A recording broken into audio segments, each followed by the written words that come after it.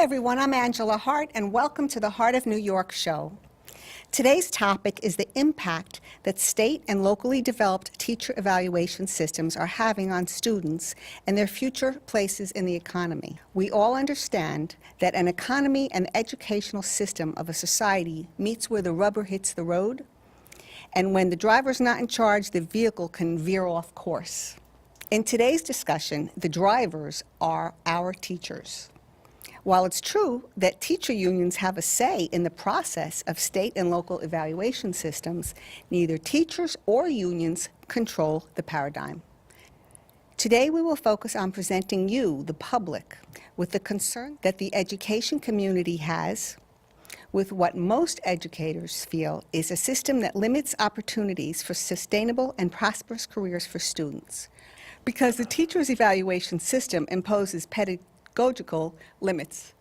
My co-host today is Joseph Lento. Joseph is a licensed New York City teacher of orchestral music and school district administration. Joseph is a former NYC Bronx County High Schools Teacher of the Year. In 2014, our president proclaimed him a National Teacher of Arts and Humanities. Joseph has been recognized with letters of commendation from Presidents George H. Walker Bush, George Walker Bush, United States Senator Charles Schumer, and twice by United States Senator Kristen Gillibrand. His research on the academic and social effects of instrumental music on students in urban settings has been a staple in the Bronx High School of Science. Joseph has performed with the New York Philharmonic and for Aaron Copland under the direction of the Grammy Award-winning conductor, Maestro Joanne Fallada. Joseph is currently the music director at the Roosevelt High School of Early College Studies in Yonkers, New York. Welcome, Joseph, and thank you for co-hosting the show. Thank you, Angela. Thank you for having me here. To you and Peter, we really appreciate it. We have a wonderful topic today, something that everyone's talking about, teacher evaluations, and the impact that they're having on schools and children, and of course, ultimately the workforce. So thank you for the opportunity. Such a great topic. To my right is Dr. Robert Levin. Dr. Robert Levin's roots started in journalism. Dr. Levin is a graduate of Brandeis and Brown Universities with a doctorate from the prestigious Carnegie Mellon University. Dr. Levin had a distinguished career as a middle and high school teacher of English and social studies in Massachusetts, Maryland, as well as principal at grades 4 through 6. Currently, Dr. Levin divides his time between the School of Education at Montclair State University and conducts staff development workshops in all 5 New York City boroughs, as well as in Florida and Mississippi. Dr. Levin's work is well known and respected in numerous educational circles around the country. Thank you for being here. Thank you very much. You're welcome. Thank you for being here. What an honor. It's My a pleasure, to and meet it's you. an honor to be sitting next to this gentleman who makes music with children at such a high level and so successfully for so long. We need more of that. Yes, thank you. Thank you. And to this end of the table, it's our pleasure we have Sudhir Sachdeva. Sudhir is the principal at Oyster Bridge Group, Inc., which focuses on workforce development, training, and optimizing supply chain business operations in several domains and is located in New York. Sudhir is also the president of APICS, the New York City Long Island chapter. APICS is a very highly successful and highly regarded nonprofit educational organization offering training around the world and in the United States, of course, in supply chain and operations management. Sudhir is also an assistant professor at Farmingdale State College and LIM College, teaching a multitude of business-related and HR management courses. Thank you. Thank you.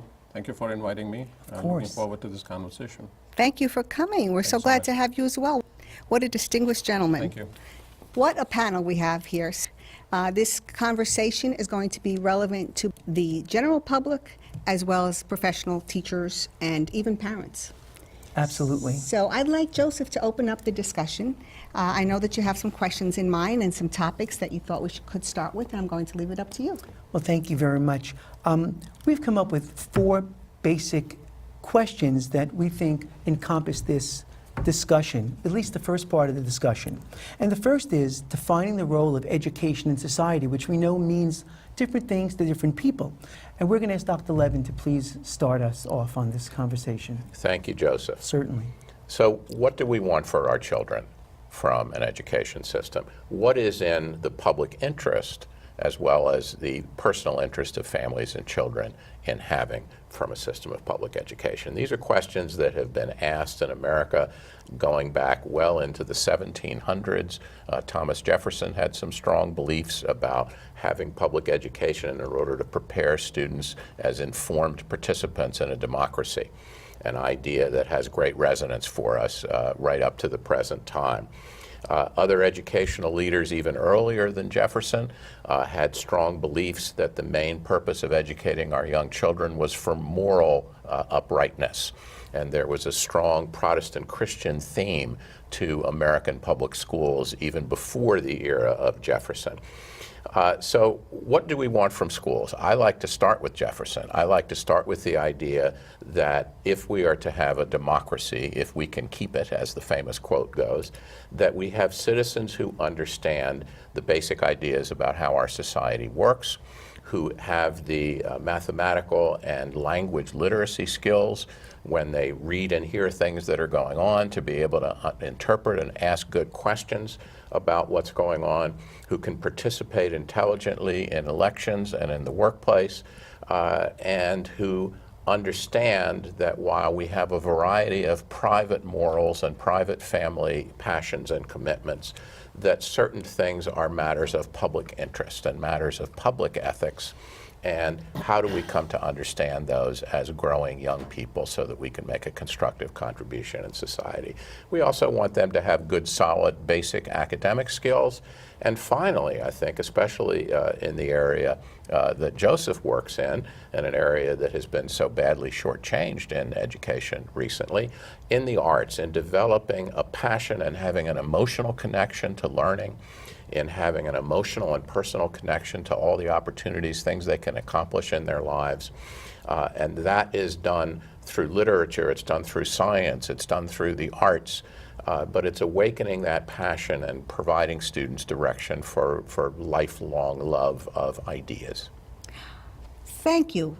Could you repeat for me the part about, I think it was Thomas Jefferson who had an opinion about morals and the Christian Judeo idea. Could you repeat that sentence for me? Well, in the when we go back to the formation of public education in Massachusetts in the 1600s, as an example, their first statewide public law about education had a very interesting name. You ready for this? The Old Deluder Satan Law. Satan, that old deluder, the devil who would distract young people into improper behavior. And so that first law in the 1600s in Massachusetts for public education, the reason that was given for requiring local communities to develop public schools was to teach children the basic literacy skills they would require to understand the Bible and to understand differences of right and wrong. And what's wrong with that? And I believe there is a Satan, and I believe he does want to attack the young and attack our minds and take us down a path that is immoral and ungodly. So what would be wrong with that? Well, that's a great question. I think what Thomas Jefferson tried to do with that idea was to say that while there may be certain strongly held morals, what we might call about private behavior in families, that the most important mission of a tax-supported public school was to help children avoid being deluded by their own public compatriots in terms of the way their tax money would be spent, in terms of what the policies and actions of the community would be, that whether or not children get deluded by private temptations became less the focus of public education and more whether children could be guided and not deluded by the distractions of public matters. Can we understand what we're being encouraged to do by our leaders? Can we understand the types of things that are in the best interest of the community in civic matters? And I think that Jefferson began to turn things a bit more in that direction. when you kept things in American public schools focused around very specific religious values, what you got in New York City was a split between Protestants and Catholics about the mission of schools, the development of a citywide Catholic school system in the 1800s, and one among many illustrations that sometimes it can't be a particular specific religious take on moral behavior that drives public education, but rather more of a take on the public good. Well, wouldn't it be good for the public to to raise children and teach children about the Golden Rule and some of the other verses that we find in the various religious teachings? Absolutely, and I think deeply embedded in the founding documents of our country is, to me, a sophisticated version of the Golden Rule. How are we going to apply the Golden Rule to the way that we deal with one another? How are we going to Yes. apply the Golden Rule in the way that we structure communities so that people have maximum rights and opportunity, but people also learn how to take responsibility? So although you don't often hear the preamble to the United States Constitution or the Declaration of Independence described as manifestations of the Golden Rule, I think you're absolutely right that they, at their very core, that's exactly what they are. And should be. Hey, did you have any thoughts on that? Well, you're talking about education as a role and in a society. For me, education and society are inseparable. So when you have education as a concept or education as a topic of discussion, you're not going to exclude society from it, because society is a result of the education. So society becomes the end result of whatever was being educated to children. All of us are products of education. That's fascinating. And That's so we a live in this fascinating society. perspective. Right? So my thinking is, from academia to practice is from school to society. And the real result of education is shown in the output in society. So whatever I teach in college is a symbol of what I feel that they should learn.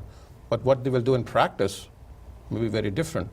And so the same goes to schools and otherwise. So in centuries past, education was a realm of only the rich or the Yes. king or his own, people who were in this domain. So education has literally filtered down in many cultures over the last centuries. So it was a domain of a very few people. And that was isolated based on what their role was in society. When you move into the modern times, education has become a privilege and a right and to be given to everybody. So whether it's public or private really does not matter, because in the end, they're all going to come together in the society bowl and all going to interact with each other. So depending on where you come from, it is a diminishing factor, because if I'm in the Bronx in a school, my thoughts and my training may be very different than I'm in New York City, for example, or in Long Island, or New Jersey, or in South Carolina. So those educational fundamentals are continually going to evolve based on this new times we live in, where technology is sort of becoming a platform where everybody goes to exchange ideas and thinks about it. So what we become today is because what we were taught before.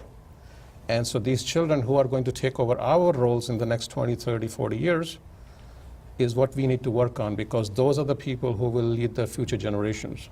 So they cannot be inseparable.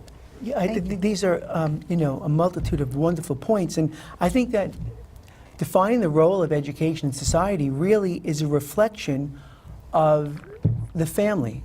And I think that dovetails into the next question about what roles the teachers have in education. And I think, from my perspective, the role of education is shaped by what possibilities are brought home to the families by the children through the teachers. So the role of education constantly evolves, and we can see it in different communities where the expectations are different from the families.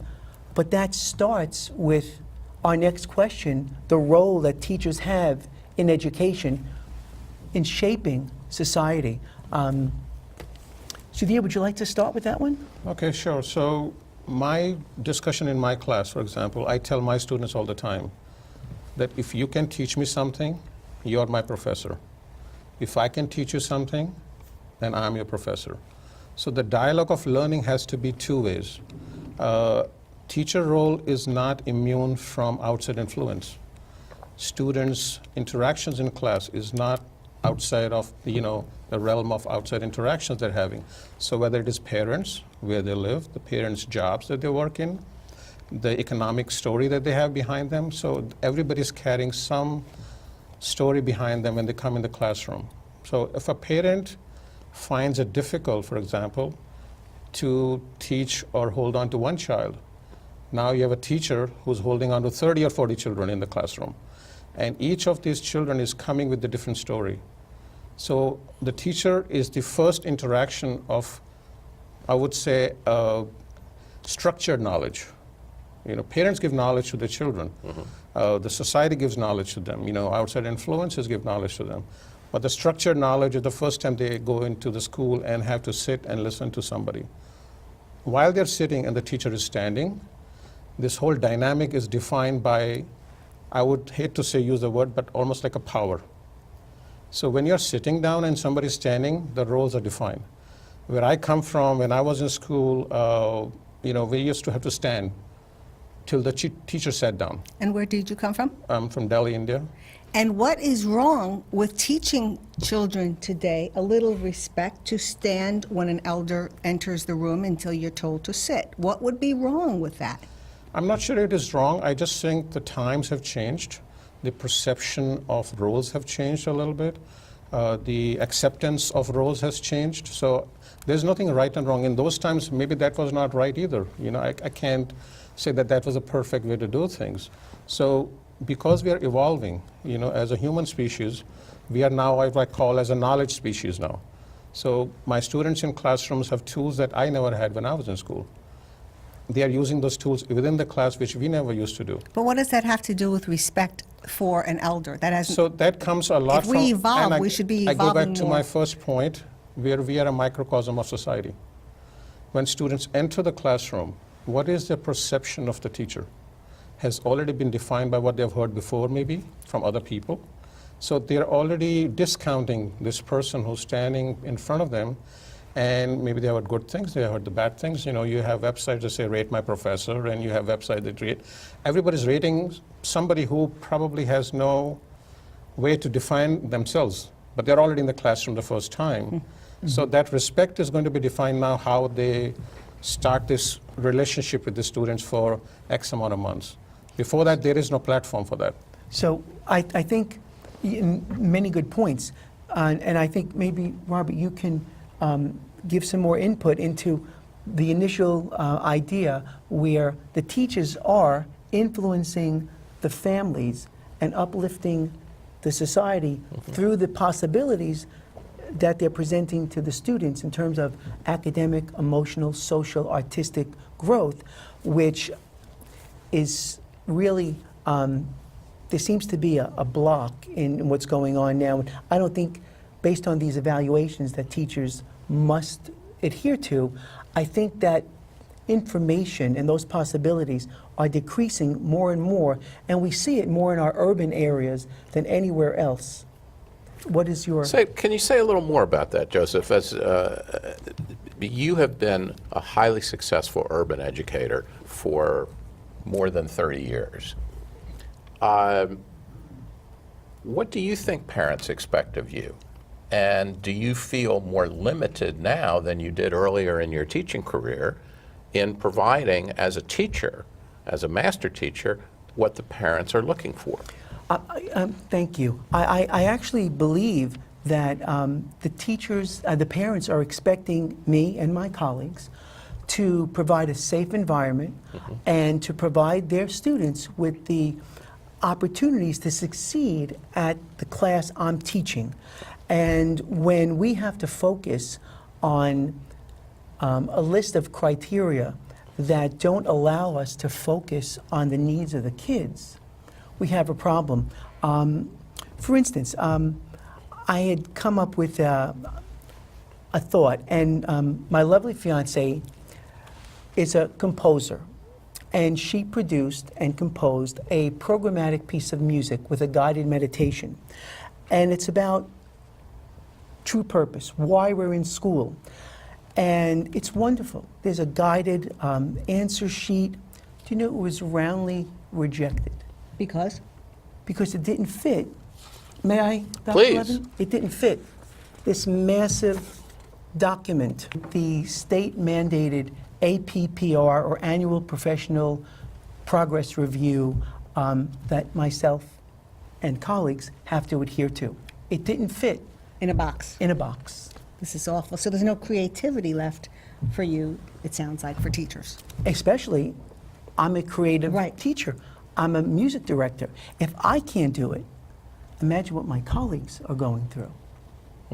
Sudhir, I'm interested, what do you, as a parent, as a member of the community, what do you expect from the teachers in your community? And then I'll be happy to talk about what I think is my role. when I'll I'm give you teaching. a short answer to that in a way. When I came into this country and I started watching television, one of the first shows I watched was Welcome Back, Kotter.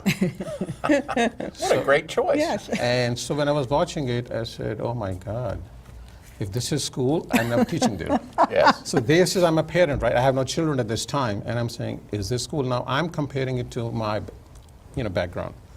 Right or wrong, it's a different story, but I'm just comparing it to my background where, students have to stand up and teacher walks in the room and they can't sit till the teacher sits. But the issue in our growth, my growth, was that whatever happened in the school, when we came back, the parents never said, the teacher made a mistake. They would tell us that you made the mistake, so you have to fix it. It was never about the teacher. You, the child, You- made the mistake. It's your responsibility, and you fix it, and the teacher is all right. Don't worry about the teacher. So the responsibility stayed with me. As a parent, when my children were growing up, and that's what I talked to them a lot about, because I said, what is it going on, tell me, and they would say sometimes, this is not working out all right or whatever, and I would say, then you just have to work a little differently, and I can help you with it, and so we will make it better. But my sense was never that the teacher is wrong, only because I said, I cannot change the teacher, but I can certainly change how the child stays at home and how I can give them that atmosphere to learn, because it's not in my hands. So that's an external environment for me, but I can definitely impact the internal environment and make it better so that I can remove some of the barriers that I feel my child has. And so that's how I look at it. As a parent, I expect the teachers to do good, but I cannot expect them to do everything. Yes. Because I am the parent. End of the day, they're my responsibility. And that means that out of the 7 hours of students in the school, they are still with me the rest of the 2/3 of the time in their lifetime. Do you think that's a typical belief among the parents in your Long Island communities? And I wonder from Joseph, and then I'd be happy to answer from my experience, is that a typical belief of families that you work with? I can tell you that it's not a question of Long Island. I go back to the economic situation. A lot has to do with how parents are working and how much time they have for their children. Absolutely. I'm just going to interrupt just for a moment. And these are great points, which actually will lead into our next segment. Can one of you address what he just said? Yes. So I've been a teacher for my whole professional career. I have also been a parent of 2 sons in the public schools, both of whom have had a variety of interests and experiences, neither of whom loved school as much as I did, neither of whom had quite as smooth a track, either academically or behaviorally, as I would at least like to think I had growing up. And so I've experienced as a teacher and as a parent a wide range of pressures and expectations of the teacher. And I don't think there's a simple answer to what our roles are or to what the expectations are. In some ways, that question has 2 different halves. What are our roles as we see them as teachers, and then what are our roles as we believe they're defined by the people who are paying our salaries? I think that parents do expect teachers to pay attention to what's going on with their student. I think that they expect teachers to be fair, to be structured, to let them know things that they may need to know. Although these days there are also parents who resent getting communications from the teacher, even if it's something the teacher thinks that the parents may need to know. I think it depends on the community to what extent parents believe or put themselves in a position to know whether the teacher is extremely sharp in subject matter ability.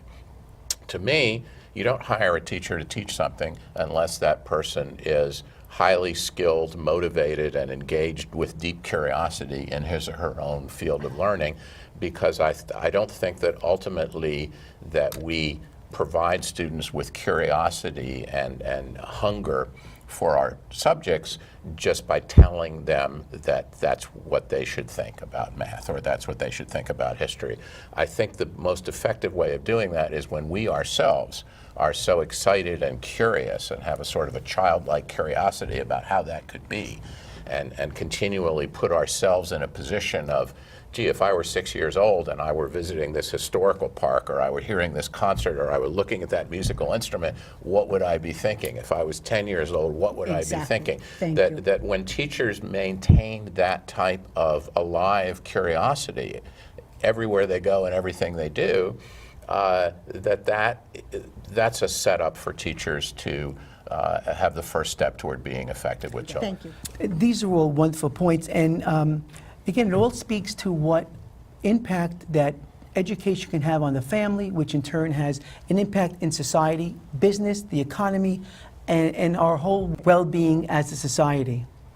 And so what maybe we should discuss now is a way for us to discuss possibilities away from this APPR, which is the Annual Professional Performance Review that all school districts must adhere to.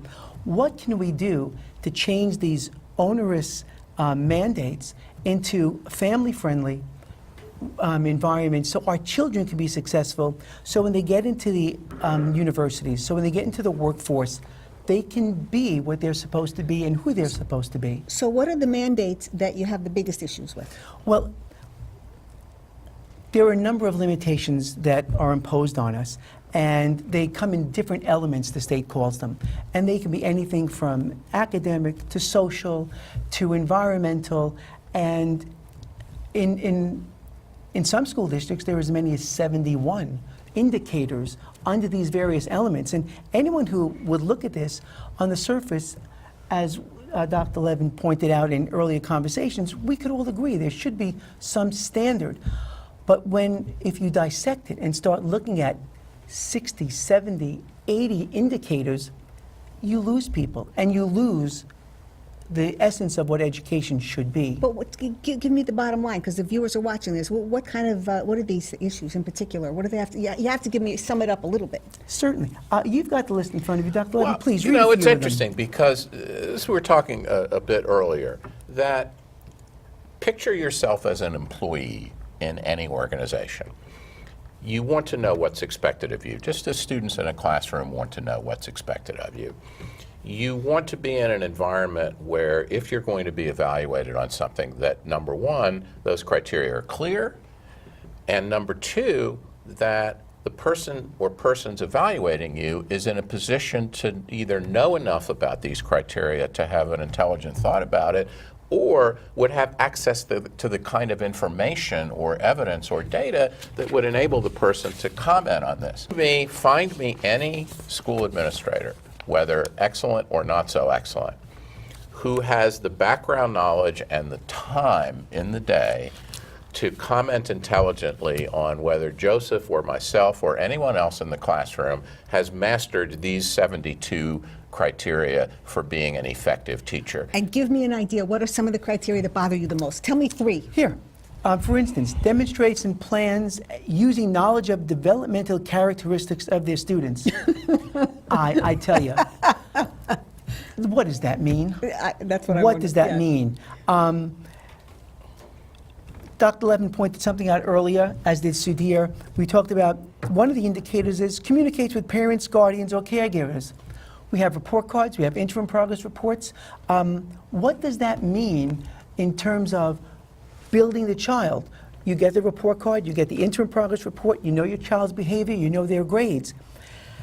I can call a parent 1,000 times, and if the child is not successful, it doesn't matter how many times I call, but if I call a lot of times, I'm going to be highly effective at calling. And if I don't call enough times, I'm going to be ineffective at calling. Okay, so who wrote this? This was developed by This happens to be a school district in New York State, and you can look them up. They're online, and I'll be happy to, if you want to link my email, I can give people links to all of Yes. these, including all the sites they need. And they're developed, in my opinion, ad hoc. So basically, what you're saying is that the system that is used to evaluate our teachers in New York, in particular? In New York State. In New York State, is using a system of criteria that are not particularly relevant to child's educational growth and very vague. It's not that they're not relevant. Categories like knowledge of students and students' learning, knowledge of content and instructional planning, these are things that teachers, teacher educators would generally see as being legitimate. But it's the bureaucratic tendency to break everything down into minutia, to get teachers to have to be obsessed with what's the distinction between aligning instruction to standards? What's the distinction between engages students and provides directions and procedures and uses questioning techniques to engage students and responds to students? Those are 4 different criteria out of 70 some. Horrible. The time that the taxpayers' money that is invested in developing these things at the state level and then revising them at the local level, the document for the state here, I think it's a bit. It sounds like a satire. This system of evaluation was revamped in 2010, 2012. 2013 as a result of the federal Race to the Top Education Reform Initiative, and again in 2015 as part of, and so on and so on. And it's not that complicated a thing, and it's turned into a very expensive, highly bureaucratized That's what it sounds procedure like, and that boring. teachers have no confidence in because they're, as I've said, find me the best principal on earth. There is no way that that person, given the time and evaluation to look at structure that we 70 some have, odd. Yeah. can intelligently assess these things. And then, of course, what happens is, Sudhir, in your area, when the kids are coming to you out of high school to engage in business, they're not prepared. And because they're not prepared, because their teachers have been handcuffed, essentially, where they cannot do what they need to do. I mean, I've been Well, told... let's talk about that. Well, There was- I'll give a clear example. yeah. I'm a band director. I teach instrumental music. I was told that I don't give my students enough time to sit and talk about how they feel about what we just did. I mean, that's not what's done in the most successful schools in the country. It's simply not what you do in an instrumental music program. All of the critical thinking and things are done through the playing of music, not through the discussion of how we feel about the music. That's for a Snowflakes. Well, there's Snowflakes. a music history class, a music appreciation. You have to understand that evaluation is, yes, one metric that has to be used in any part of the world for any business, any relationship, and that's important. The evaluation must be accompanied with training and with more mentorship, so that if I have 10 employees in my company, if 3 are not doing good, firing is the easy part. Hiring is the most difficult part, and retention is even more difficult. So if I hire somebody and spend tons of money looking at people and bring them in, then evaluation, yes, it's important, maybe a yardstick for to be shown to somebody, but at the same time, that person who has some deficiency, one way or the other, should be trained back into what's required so that they can become better. Making somebody better, if in other words, if the students are not doing good, you don't fire the students. And if you have a list of 8 things that you're working on or 6 things that you're working on, you can provide support and mentoring. If you have a list of 70-some things that you're working on, you're going in so many different directions. These 70 issues are almost like the the Common Core exams that we're Yes. talking about. That's what it's reminding me of. This So is how Common did- Core towards the teacher's evaluation, and because of all these little things that are defined in English language, but difficult to translate into common language, for somebody to put points on it, it's a very, very designed sort of a methodology to fail. How did New York get like this? Between the Common Core, which is another whole story, and this teacher evaluation, how did this happen? This is far worse than the Common Core. Worse the than Common Common Core, at least, speaks to knowledge and abilities within subject areas, and you can, if you make a statement about an objective in the Common Core and you're familiar with the subject area that it goes with, you could fairly readily come up with an example of whether that standard is being met or not. Okay, so This stuff Yeah. is much more abstract, much more diffuse, much more general. And the people, keep in mind too, we don't allocate significant time in schools to supervision, mentoring, and training. We just don't. Administrators are extremely busy all day long. They've got a million things they're responsible for. Classroom observations tend to be a very minor part of it. Training and retraining tends to happen after school in New York City, certainly, after school for the whatever the mandated limited hour and 20 minutes is, and then it's over. So we do not have a learning system, a team-building learning system for employees. Everyone has been wonderful. This has been a great topic, and of course, we could go on and on. The bottom line is that the teachers in the classrooms, by and large, the vast majority, are wonderful, highly trained, highly skilled people who need to do the work they've been taught to do at the university levels. Most teachers in New York State have 1 and 2 master's degrees. We are experts at what we do, and we say that with all humility. We need to be able to do for your children what we were trained to do, and we don't need to adhere to a set of standards that have no standard whatsoever, and will not do anything to increase the value of learning and help society at large. The public needs to look at this, and I want to thank everyone for being here, and thank you for the opportunity. Thank you. Standards that have no standards. You summed it right up. Thank you, viewers, for watching. We hope you'll tune in again. We're on every Tuesday night in Staten Island on Channel 34 at 8 p.m. We also air in the other boroughs. You can see us on YouTube as well. Thank you so much. Thank you. Thank you. Bye-bye. Thank you.